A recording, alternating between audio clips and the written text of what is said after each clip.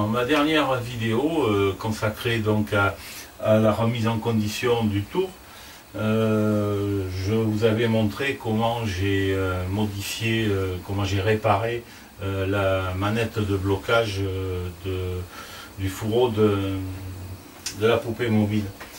Et je me suis aperçu, ou du moins je me suis dit, tant que tu es à faire des réparations ou des modifications sur le tour, il y a une autre chose que je voudrais vous montrer, c'est le dispositif de blocage de la poupée mobile qui se fait avec une clé. Et je vais transformer ce système de blocage par clé, qui est pas très commode, par une manette également que je vais fabriquer. Je vais vous montrer plus en détail de quoi il s'agit. Voici donc la poupée mobile, évidemment qu'il faut bloquer lorsque l'on veut l'utiliser. Et l'outil dont je dispose, bon, c'est une clé qui est fournie avec le tour. Et on la bloque au moyen d'un écrou qui est sur le support même de la poupée mobile. Bon, là elle est bloquée, et pour la débloquer, voilà. Alors on a, bon, ça peut paraître négligeable, mais bon, chaque fois le fait d'avoir prendre une clé et de bloquer, de débloquer, à chaque fois reposer la clé, souvent je ne la repose pas toujours au même endroit, je cherche. Donc l'idéal serait d'avoir une manette un peu comparable à celle-ci, qui me permette de bloquer, de bloquer la poupée. En y regardant de plus près, là, le coulissement, bon, se fait sans aucune difficulté, et pour bloquer, le mouvement n'est pas très important, puisque là, je suis bloqué. Donc on va dire que ça se fait sur pratiquement un quart de tour de mon écrou. De l'écrou de blocage. Donc, c'est tout à fait possible de bloquer, d'installer une manette sur l'écrou même, hein. Sauf que je dois pouvoir quand même conserver la possibilité d'enlever complètement l'écrou de blocage. Alors si je fixe, comme je m'étais dit au départ, si je soude une tige sur l'écrou, eh ben après je ne peux plus la retirer et je ne vais pas pouvoir enlever mon écrou. Donc c'est facile à comprendre que ça va buter. Et donc l'idée de souder, ben, c'est pas suffisant. Donc il va falloir en fait que je fabrique un écrou et que je puisse faire un menton qui va venir se visser sur cet écrou et que je pourrai dévisser lorsqu'il faudra que je retire complètement l'écrou. Voilà donc mon écrou, ça c'est l'écrou. Donc je vais faire ça, je filoter, c'est un filotage M12 ici. Et ici, je vais mettre un manneton qui sera vissé à l'intérieur, mais je ne veux pas qu'il touche au filetage, hein, hors de question qu'il touche au filetage de M12. Hein. Voilà, donc ça ne sera pas une opération très compliquée. Je vous propose donc de passer à la réalisation. Voilà. Il n'y a vraiment pas beaucoup à faire. Hein. Bloqué. Voilà. Alors pour le matériau, je récupère toujours ici et là tout ce qui peut servir ou qui pourra servir un jour. Je fais une sorte de boîte à miracle et de chutier. Et là-dedans, bon, un jour j'ai trouvé sur la route un boulon, le filetage est abîmé. Ce boulon ne me servira à rien, surtout dans cette dimension.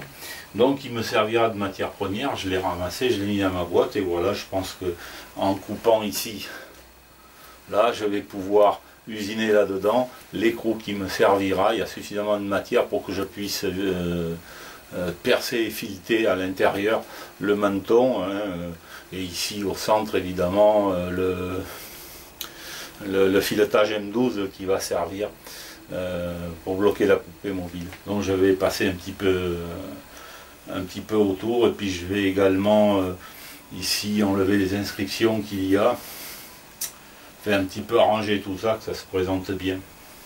On va y aller.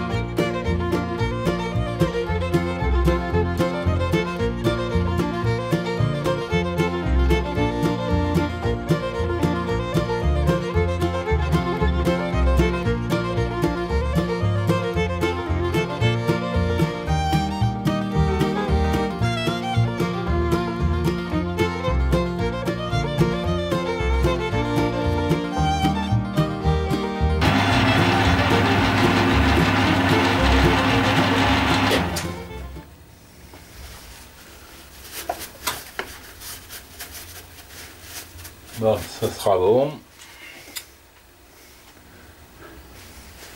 Je vais pouvoir chanfreiner ici parce que c'est pas génial. Ouais, bon, de toute façon, il n'est pas très beau, mon moletage, mais enfin, quand même, bon, ça ira.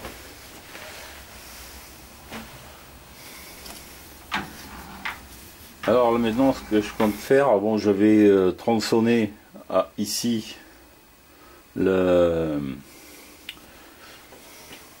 boulon que j'ai mis, bon, qui me sert de matière première. Je vais le tronçonner ici parce que ça me déplaira pas qu'il soit plus haut que ce que j'avais pensé au départ, pour que la manette, le menton que je vais mettre ici soit éloigné du socle, frotte pas sur le socle en fait, hein. Vous verrez un petit peu lorsque je présenterai. Donc il va falloir que je tronçonne là, et puis que ensuite je retourne et que je protège ça au niveau des morses. J'ai pas de mordou, et à ce moment là je pourrais après dresser cette face, percer, et c'est pareil, je ferai pas un trou des bouchons. Au départ je pensais faire des bouchons, mais ça me convient pas trop. L'important c'est que ça visse suffisamment à l'intérieur, jusqu'à peu près vers là, hein. Et comme ça, ça assurera le blocage de façon parfaitement. Et après il me faudra percer pour pouvoir mettre le manneton qui me reste à fabriquer. Voilà, j'ai fait les chanfreins à la lime. Bon, je n'ai pas filmé parce que c'était juste un coup de lime, c'était pas la peine.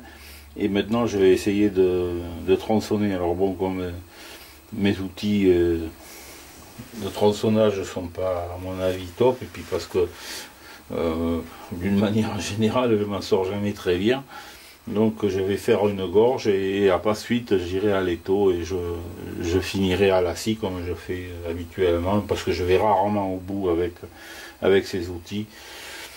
C'est pas génial. Alors je suis sur la vitesse la plus lente de mon tour.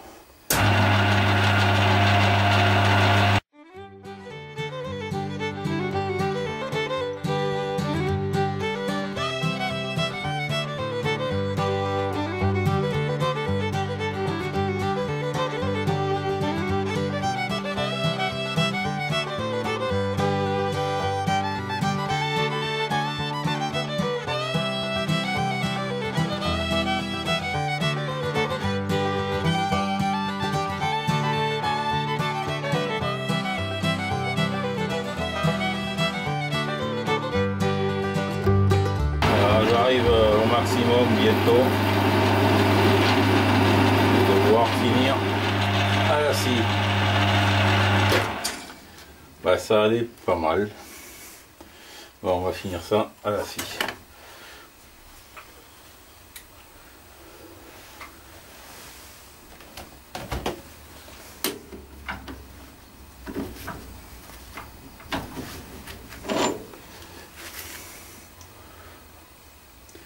Voilà, c'était pas trop mal, hein, le tronçonnage. Voilà, je vais terminer donc à la scie, les tronçonnés. Je vais arranger cette face un peu. Et puis après je vais percer.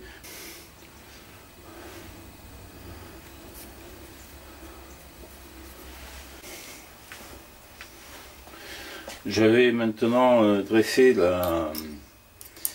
la face qui a été coupée donc à la scie à métaux. Voici le montage que j'ai fait. Bon, ma pièce est prise entre les morts, mais elle n'était pas embutée contre le 3 morts, le mandrin 3 morts. Et alors ça c'est une cale que j'ai confectionnée, alors vous pouvez voir une des vidéos que j'ai fait, hein, c'est des cales de fraisage. Et j'ai mis une autre cale également pour faire la dimension, une cale de fraisage. Ça tient bien. J'ai bien serré, mais j'ai quand même toujours une appréhension et un doute parce que avec la force centrifuge, bon, je crois vraiment pas que ça glisse, parce qu'en quoi je changerai de système, je sais pas trop comment je ferai. Bon, ça m'a l'air de bien tenir. Je prends quand même des précautions d'essayer de me mettre hors d'atteinte d'une de ces pièces si elle venait à se détacher, ce que je ne crois pas. Bon, c'est vraiment serré, je l'ai tapé au maillet. Et voilà, donc je porte des lunettes, mais ça toujours quand je suis autour à la fraiseuse, je porte toujours des lunettes de protection. Et voilà, et bien, je vais croiser les doigts, j'espère que ça ira. Évidemment, là on est... c'est le genre d'usinage que j'aime pas trop. Ça veut dire quoi? En fait, que mon prochain achat, ce sera certainement... Il existe des butées que l'on peut glisser de différentes épaisseurs, et j'achèterai ces butées qui sont en étoile, donc une fois prises dans le mandrin elles ne peuvent pas glisser. C'est pas le cas de mes cales, puisqu'elles peuvent très bien s'éjecter. Si elles n'étaient pas assez serrées, elles s'éjecteraient. Là j'ai fait des essais, non pas en usinant, hein, mais j'ai fait des essais en rotation. Ça bouge pas du tout. Voilà, donc j'espère que ça ira. J'adopte une vitesse qui ne sera pas la vitesse maximale que je pourrais utiliser normalement pour cette opération. Je suis à 312 tours minute, je vais rester là, c'est ça, parce que plus je vais augmenter la vitesse et plus la force centrifuge sera importante. Si mes pièces devaient être éjectées, mes cales devaient être éjectées, mais bon, je ne crois pas. En plus, il y a la protection de mandrin qui fera son office. Bon, je pense que ça ira, j'espère bien.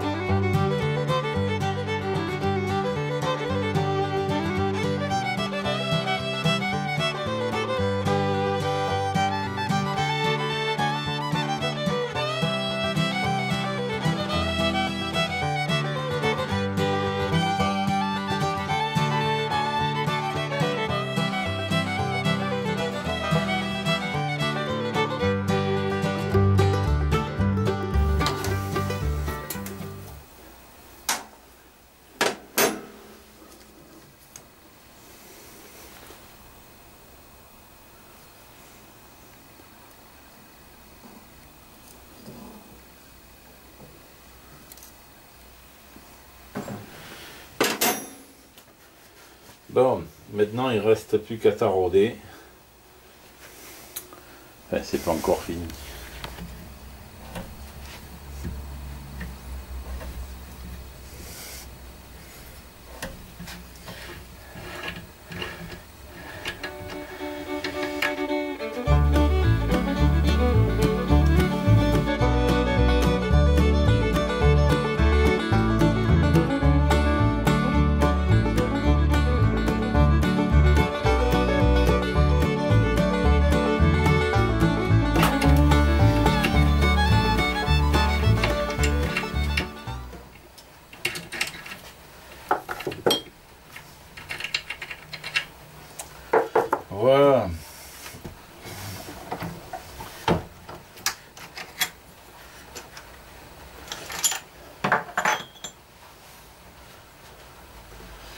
Alors,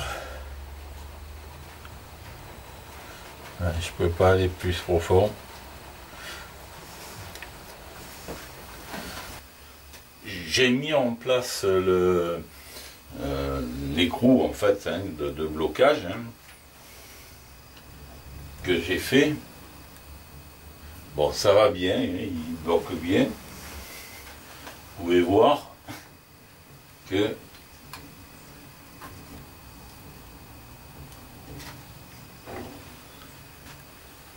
voilà. Et là, c'est serré, presque comme ça irait. Bon, mais comme quand on utilise cette poupée pour fixer un mandrin porte-forêt, puis et puis justement pour forêt, pour percer un trou, il est quand même bon d'assurer un blocage beaucoup plus physique. Donc je vais faire ce maneton qui assurera ça.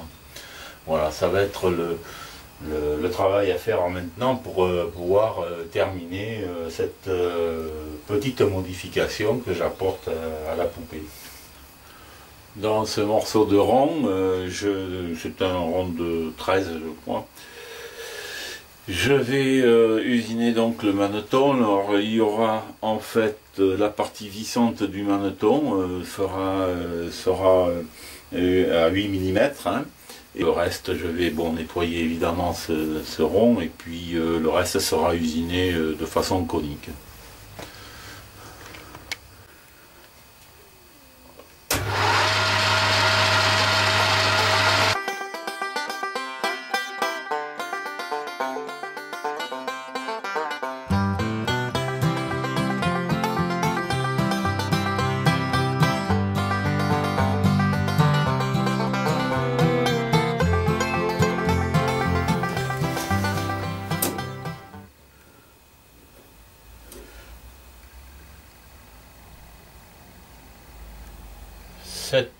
Voilà, j'ai terminé mon épaulement. Bon, je vais pouvoir fileter à 8. Je l'ai réduit d'un coup de scie parce que je l'avais fait trop long. Et voilà, je vais donc fileter ça, et je vais le fileter à l'établi.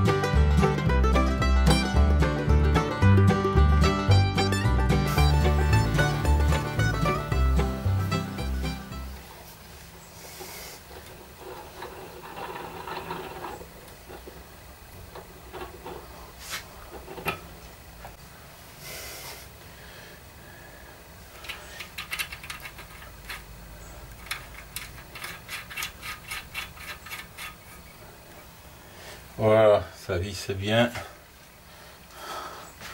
Alors je vais enlever ici la partie conique que j'ai fait pour pouvoir bien emboîter ma filière pour commencer.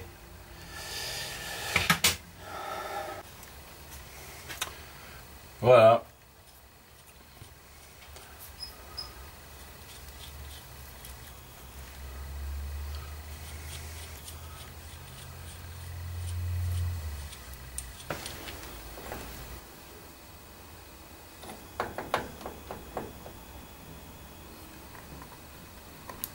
Voilà, j'ai serré ma poupée.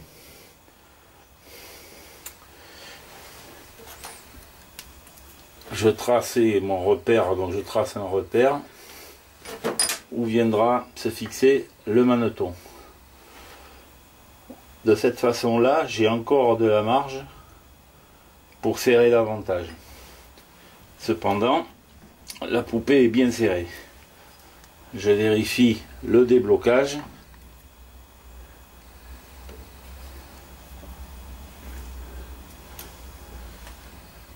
Ça se débloque. Et mon repère est ici. J'ai encore de la place s'il fallait que je desserre davantage. Donc je pense que le repère que j'ai fixé là, qui vient là, est bon. On voit bien que le mouvement qu'il y aura à faire, il est au maximum d'un quart de tour, et même pas. Donc avec ça, je vais pouvoir serrer suffisamment bien la poupée.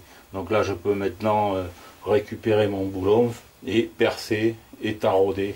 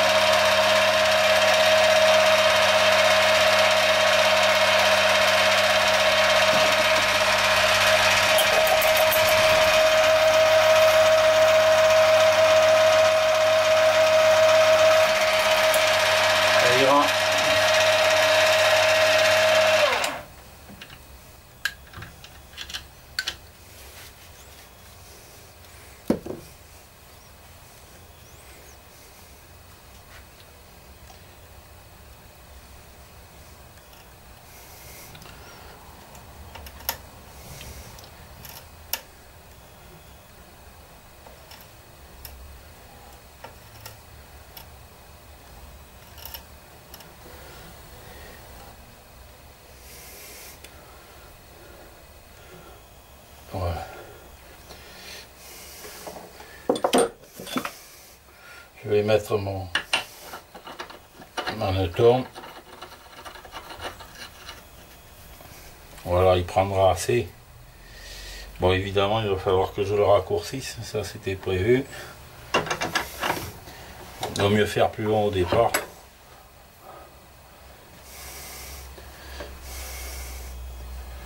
Bon, ça se présente correctement.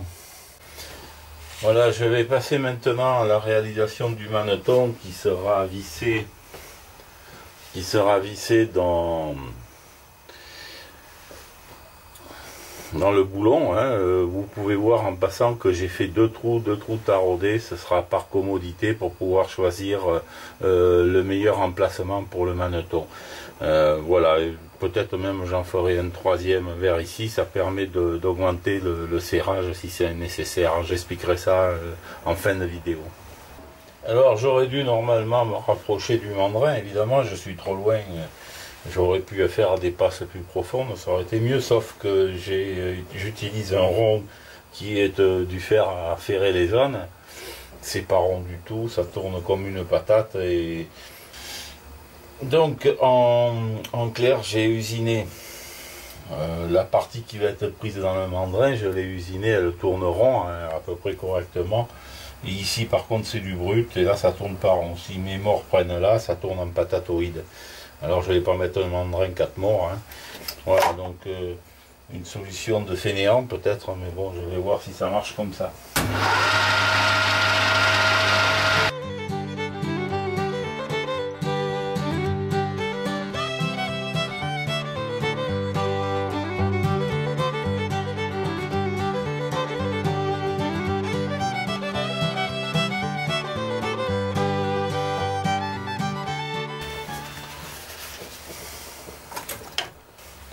Voilà, je peux pas en enlever plus, ça fait 10 mm.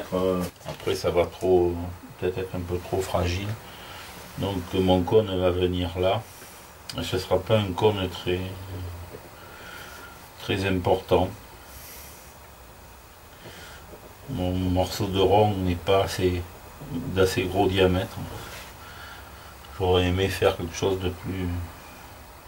Alors après je peux effectivement réduire tout le long de la manette à 10 et emboîter quelque chose en plastique et tout ça, mais ça me plaît pas trop, j'ai pas trop envie de ça. Je sais pas, je réfléchis. Alors après réflexion, je vais pas le faire conique, je vais continuer à un diamètre un peu supérieur, donc ici, qui fera la partie qui sera préhensible avec la main, quoi. Et puis voilà, et je vais tronçonner, ça fera en même temps, bon, parce que pour le faire vraiment conique et que ça ait de l'effet, il aurait fallu que mon diamètre soit quand même plus gros. Et là, je suis vraiment dans un petit diamètre, d'autant que on voit bien que la surface ici est dégueulasse. Il va falloir donc que je réduise encore un peu, que j'enlève 1 ou 2 mm. Donc ça va vraiment faire trop petit pour faire un cône.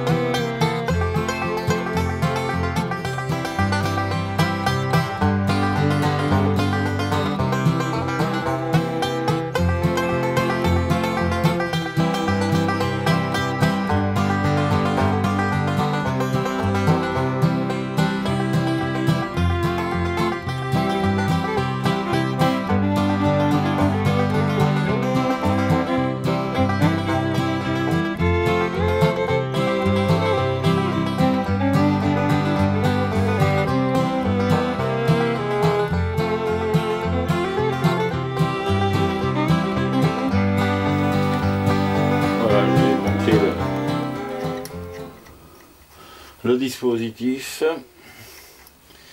de blocage rapide.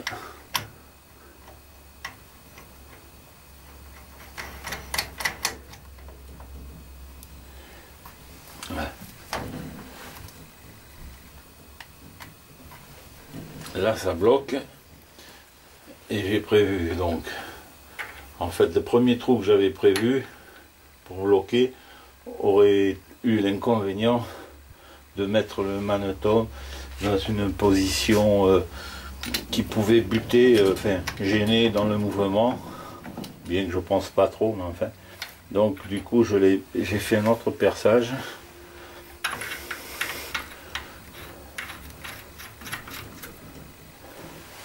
Voilà. Là ça sert bien mieux. On reste dans l'angle là, ça gêne pas. Et du coup maintenant mon et le desserrage, voilà. Voilà, j'aurai toujours le recours s'il fallait que je serre davantage de refaire un autre perçage là, mais je pense pas. Voilà.